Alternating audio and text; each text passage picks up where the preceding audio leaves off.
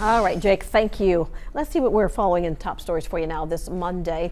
Thousands of union representative machinists for Textron Aviation officially on strike right now. Yeah, on Saturday, workers voted to reject the company's final contract and authorize a strike. That offer would have given workers a 26% pay increase over 4 years. This is a live look actually right now at them on the scene. Now, this includes an immediate 11% raise.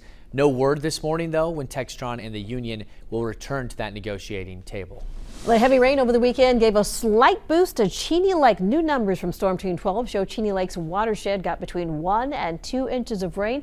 As of now, Cheney Lake sits at around 7.9 feet below normal. It's a little progress, but the lake's still lower than its lowest point last year.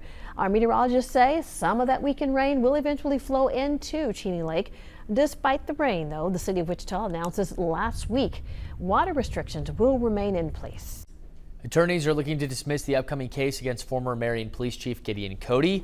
Cody's attorneys filed a motion to dismiss the case last Friday. Cody's charged with interference with the judicial process in connection to last year's raid at the Marion County Record. His trial is scheduled to begin 2 weeks from today.